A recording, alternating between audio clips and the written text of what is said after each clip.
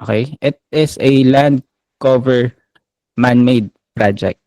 Okay? Pag sinabi nating land cover man-made, meron tayo itong mga roads, driveways, sidewalks, swimming pools, pavements. Wait lang. Wait lang. Tikita yung mga attribute. Okay? Pavements, sports grounds, unpaved sports grounds, inside parking, sidewalks, long driveways, and then yung mga intersections. Okay? Meron ba tayo ditong railway? Okay, so wala tayong railway for this project. Okay, ito sa standard land cover project. So pag sinabi nating standard land cover project, kung ano po yung natutunan natin sa basics, yun yung po yung i-apply natin dito. Okay? And at the same time, meron po tayo 3 pixel error allowance for this tab. You understand?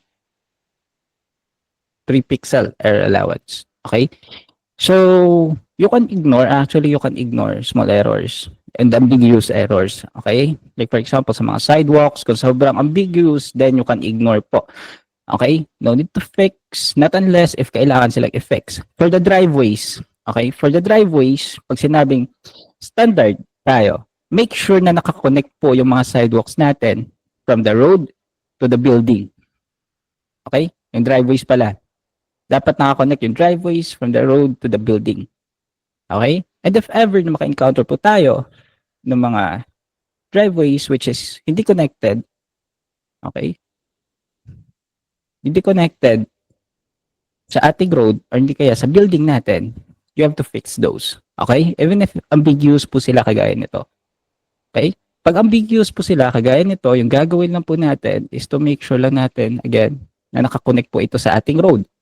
Okay? Gagawa lang kayo ng reasonable shape for this driveway up until or papunta dito sa building po natin. Okay? And then that is acceptable.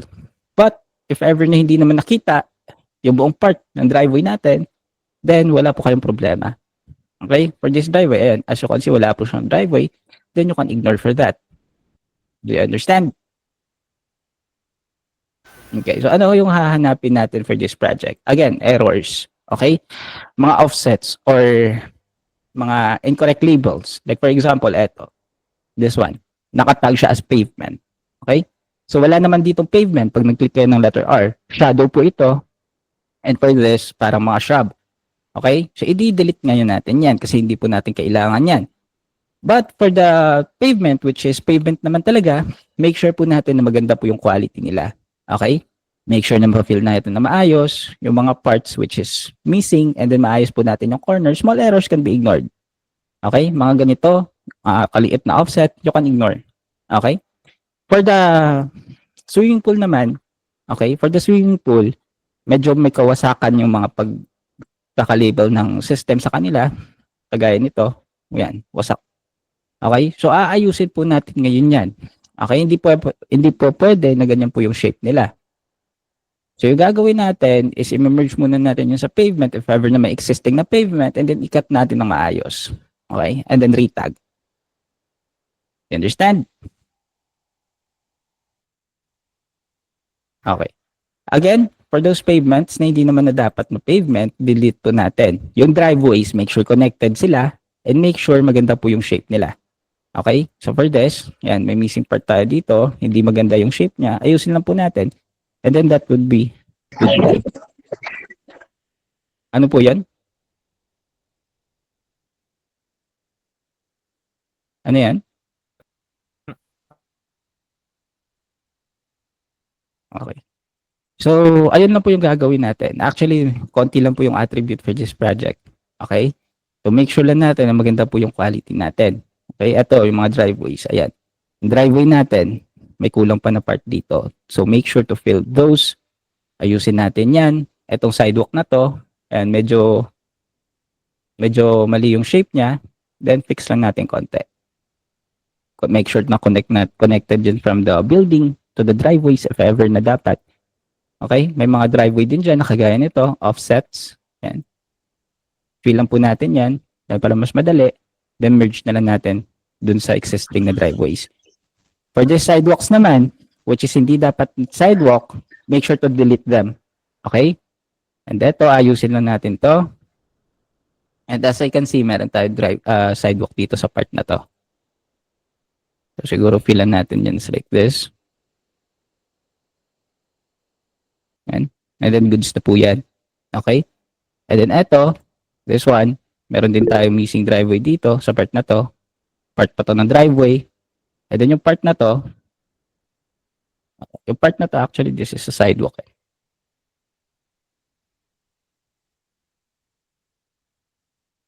Palitan lang natin ng attribute. And then goods na po yan. Ito din. Okay? Yung mga shape ng sidewalk na driveways natin dito, actually, medyo may kawasakan. Ito din yung isa sa kailangan nating ayusin. Yung driveways natin. Okay? So kapag nakakuha kayo ng mga ganito, use repair tool na lang to fix para mas madali. Okay? Huwag nyo nang i-delete tsaka i-redraw para hindi na po kayo mahirapan. Pwede lang din naman natin i-cut yan and then delete yung sobra. Ito mga sidewalk na to, which is hindi dapat or wala ng sidewalk dapat, delete natin syempre. Huwag nating iwan. Okay? Any question for now? Sir, yung mga pabilog po dyan na tubig na swimming pool po ba? Okay. Yung mga bilog na po na to, okay, hindi po ito swimming pool. Okay? Trampoline po ito. But in some cases, meron po tayong mga swimming pools which is bilog po. Kagaya nito, na may kalakihan. Tapos kitang-kita naman na kulay blue yung color niya. For this is a swimming pool. Okay? Pag sobrang maliit na, tapos kulay itim, kagaya nito, diba? Wala pa siya sa kalahati ng building or ng bahay na to, this is a trampoline. So wag nyo itong ililabel kasi sayang po oras natin. But for this, ayan, kung i-compare natin sa building na to, may kalakihan siya, diba? Halos half ng building yung sakop niya. Tapos kulay blue siya. Tapos, meron siyang shadow dito sa part na to. Diba? So, ibig sabihin, yung part na to na nasa gilid is mas mataas compared dito sa base niya. So, ibig sabihin po, swimming pool po ito. Okay? Not like dito, sa itim na to, ganyan lang siya. Meron siyang parang kulay gray dito sa gilid. So, ito yung parang rails niya. Tapos kulay itim, that is a trampoline. Hindi po natin nililabel yan. Okay? Sir, ano po yung ibig sabihin ng ignore small accuracy features? Yan po shifted building, ayos na po ba? Wala po shifted buildings dito. Okay? This is a land cover project. Okay? Land cover project, pag sinabi nating land cover project, yung mga building po dito is nasa base po. Okay? Nasa base po sila ng footprint nila. Okay? So, if ever shifted man yung mga building dito, dapat naman talaga nakashift sila. But if not, kagaya nito, then you can ignore. Actually po, ignore po natin yung mga building for this tab. Okay? Kasi fixed na po sila. Not unless if sobrang wasak sila, update na lang natin mamaya kung kailangan talagang ayusin. Okay? So, focus sa ibang man-made features which is mga sports grounds, driveways, roads, sidewalks, swimming pools, pavements. Doon po tayo mag-focus. Okay? Sa sports ground, ganun din yung gagawin natin. Siyempre, i-fill natin yung part ng sports grounds. Mamaya baka makakuha tayo. Inflatable swimming pools. Okay. Inflatable swimming pools. Okay. So, ito, kagaya na to. Ay, hindi pala. Ito, this one. This is not a trampoline, guys, ha? Walang trampoline na kulay green. Okay? Swimming pool po ito. So, siguro yung pinaka-basis na lang natin for the trampoline and then swimming pool, siguro itim. Okay? Itim yung mga trampoline and then iba yung kulay ng mga swimming pools para hindi kayo malito. Okay? So guys, meron po tayong mga mapa dyan which is kagaya nito. Okay? Wala po silang man-made feature. Okay? Mga puno, grass, shrubs, or farmlands. So hindi naman po natin nililabel yung mga ganun dito sa project natin. Okay? So if ever makakuha kayo ng mga ganito, wala kayong dapat i-check, then you can simply submit. Okay? Ito yung mga, doon tayo babawi ng speed natin sa mga ganung mapa. This one, ayan, as you can see po, napakaliit ng ating grid. Ito lang po yung grid natin, dito lang po tayo magfo-focus. Dito, wala po tayong man-made feature. Okay? Meron po tayo dito mga trees, ganyan. Meron po tayo dito railway. For the railway, actually, wala po tayong attribute ng railway. Okay? Meron lang tayo dito, and pave intersection, road intersection, unpaved road, road overlap, road, driveways, long driveway, sidewalk, and outside parking, inside, tapos parking, pavement, unpaved, sports ground, tsaka swimming pool. So wala po tayong attribute for the railway. So for this, delete lang natin if ever na merong fake attributes dyan. Delete lang po natin and then you can submit. Okay? Ito kailangan i-sync.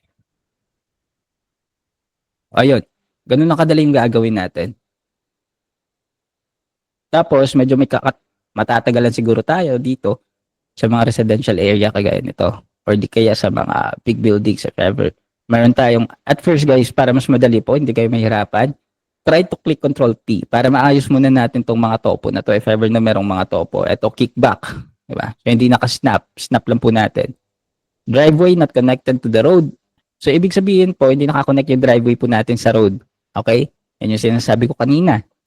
Meron po tayo dito ng driveway sa gilid. So, hindi naman po pwede na dito naglagay ng driveway yung mga tao or yung may-ari ng bahay na to, diba? Actually, yung driveway, usually nasa harap yan ng building, hindi nasa gilid. So, for this, di-delete lang po natin to kasi hindi naman po to driveway. Ito po yung pinaka-driveway niya. And as I said, unambiguous po yan, tapos kita po yung ibang part nila. Yung pinakamadaling pwede po natin gawin is i-draw natin yung reasonable. Okay? So, turn off muna natin yung sidewalk. Delete natin tong existing na driveway kasi pangit.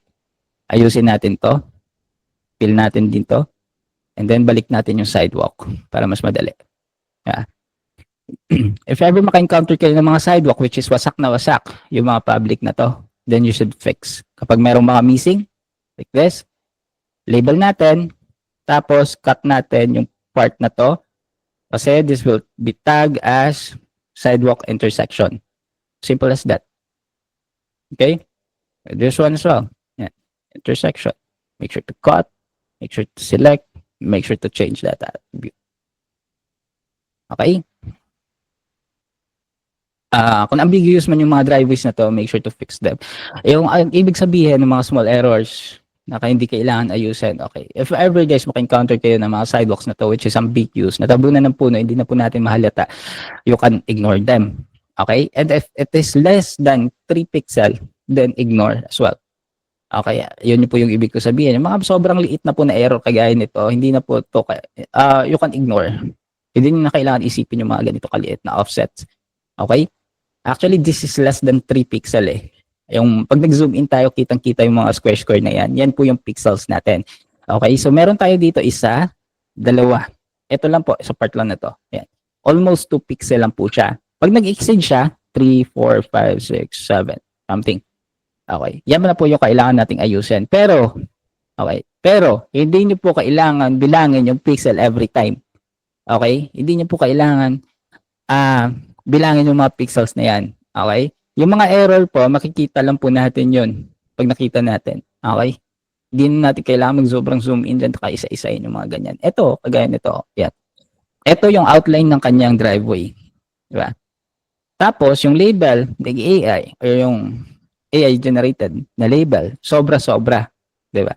Sobrang laki. So, ito po, aayusin lang po natin to using repair tool para hindi na po tayo mahirapan. Ganun lang po siya. Meron pa pala dyan. Ganyan lang. Ay, mga maliliit na offset na to, ignore na natin to. Okay? So, for the sidewalks naman, ayan o, di ba? Kitang-kita. Sobrang laki ng error. So, ayusin na po natin. Ito yung mga kailangan nating ayusin. You can use repair tool to fix this. With that is, hindi na natin kailangan sobrang magpakahirap yung mga ganyan. Yung mga ganito, this is an ambiguous one. Okay? Hindi natin alam kung natabunan na ng shrub or whatsoever. So, ignore po natin yan. So, hindi na po natin kailangan ayusin ito. Ito lang siguro, yung part na to. Yan. Ayusin lang natin using repair tool. And then, focus tayo sa ibang attributes right after. Yan, swimming pool. As you can see, wasak pa. Pangit. So, siguro mas madali. Tanggalin muna natin to. Tapos, label muna natin tong pavement na to.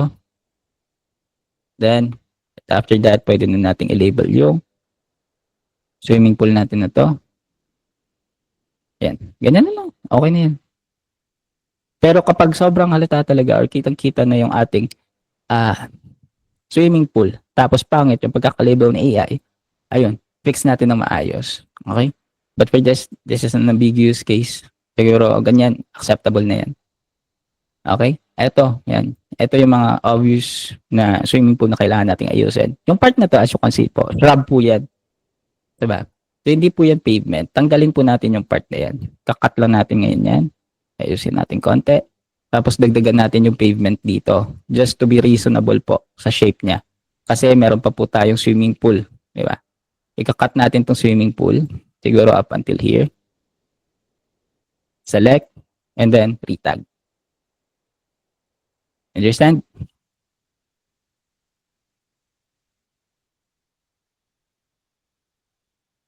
Meron po tayong around 5,000 for this tab. 5,000 maps. Okay? 5,000 maps for this tab. Tapos na ito, meron pa tayong mag-open isa pa.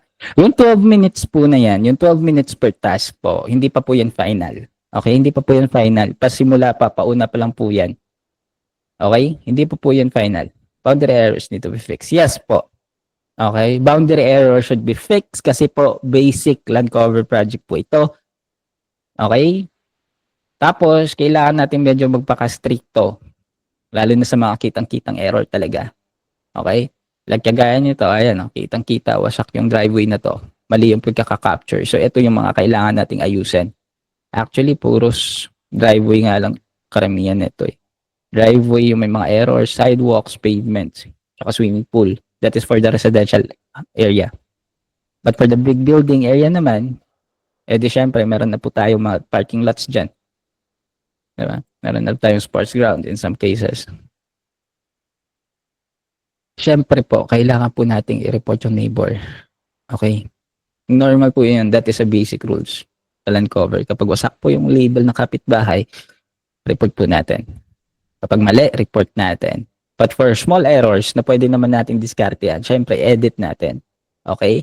And pero, bago tayo mag-report, make sure po natin na yung sa kanila or sa kabilang mapa yung may error. Kasi minsan may mga kasama tayo which is kahit yung mapa nila yung may error, ire-report nila yung kapitbahay. Okay? So, check na ninyo maigi. Yung 5 pixel, hindi rin po yan fix pa po. Okay? Hindi po fix yung 5 pixel natin. Okay? Yung banner na to, hindi pa to ganun ka-fix. Yung 12 minutes natin na benchmark, hindi rin po yan fix. Okay? Again, railway po, wala po tayong railway. Okay? Guys, no more question? Syempre po, kailangan po nating i-connect yan sa kapitbahay. That is a basic rule of land cover project. Dapat nakakonect po. Dirt roads. Okay. Dirt road. Road. Okay. So, meron tayong unpaved road. Okay. So, i-label pa rin naman natin yung mga unpaved road.